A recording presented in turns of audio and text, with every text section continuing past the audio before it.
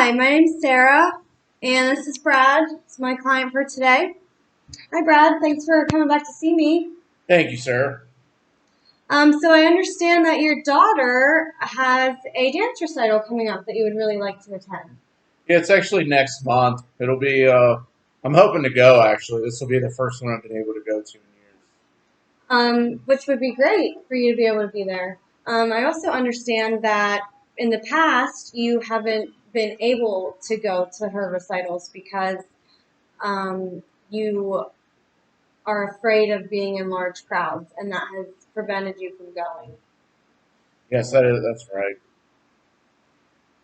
So, one way to work on that, studies have shown that an effective way to get over fear, such as being in large crowds, is to expose yourself to those fears. This can be done gradually, or it can also be done, all at once. Um, So let me provide maybe a little example here. I know you're not afraid of dogs. I know you have two beautiful pit bulls. I've seen pictures of them, so you're not afraid of dogs. No, But let's say you were afraid of dogs. How might we, help you get over that fear of dogs?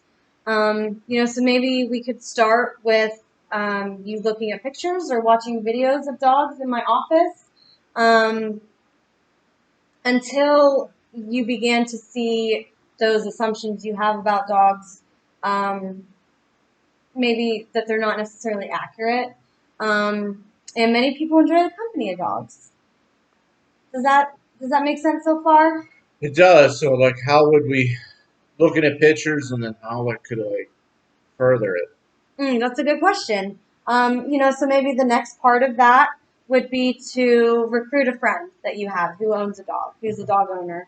Maybe that first visit that you facilitate with that friend and his dog could be the dog would be kept on a leash. So it would be a controlled situation. The dog wouldn't be able to come closer to you than you were comfortable with. Gradually, I think you would get closer to the dog until eventually you could pet the dog and um,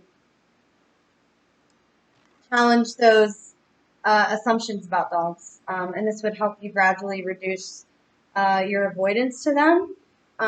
It can help you learn that your thoughts about dogs aren't accurate, and also learn how you handle anxious situations. So, how would my fear of being out in public correlate to that? That's another really good question. I'm glad you asked. And we can take that step and talk about that today. Um, So as we said, I know it's really important for you to go to your daughter's recital.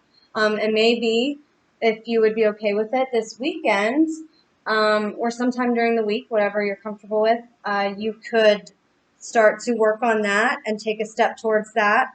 Um, you could maybe go somewhere, maybe with your wife, if your wife would want to go with you. You could go somewhere um, where there is a decent amount of people. So, the park by my house, my wife takes the kids down on the weekends and she says that it's usually packed Oh, when it's so nice out. and this is by your house. This is close to your house. So maybe Saturday or Sunday when the weather's going to be nice and you think a decent amount of people are going to be there, maybe you and your wife could go to the park together. So, would you want me like sitting like in the parking lot or like down at the benches by the swing sets and everything? What do you think, Brad, that you would be comfortable doing for the first time? I mean, this recital's in a month, and I really have to like grasp this thing and get over it. So I feel like I would have to be down with those benches with my wife. And I think that's a really good idea. And I think with your wife there, she can offer additional support. Um, so let's talk about some of your predictions you have. What are some of those right now in your head? Maybe you can tell me what you think is going to happen at the park. I get mugged for just the fear of something happening, Hmm. something catastrophic. Something major happening. So maybe I would like you to document and record before you go what those predictions are. Have them written out. And then if you could, after the event, after you go with your wife, maybe cross out the predictions that didn't come true. So all the things that didn't happen, like all the wild things that I think of that don't happen, I just go ahead and take them off the list. Yeah, just cross those out. Do you think you could do that? With my wife there, I know I can do it. And then after this experience, do you think maybe you would be willing to try going somewhere by yourself? I haven't been to the grocery store to help my wife out in many years, and I feel like that would probably be the next step. So maybe we'll go to the park this weekend with your wife, and then we'll talk about that next week, and then maybe a possible um, place that you could go for the next time would be the grocery store, maybe on a Saturday afternoon by yourself. How does that sound? Yeah, I appreciate it. Thank you.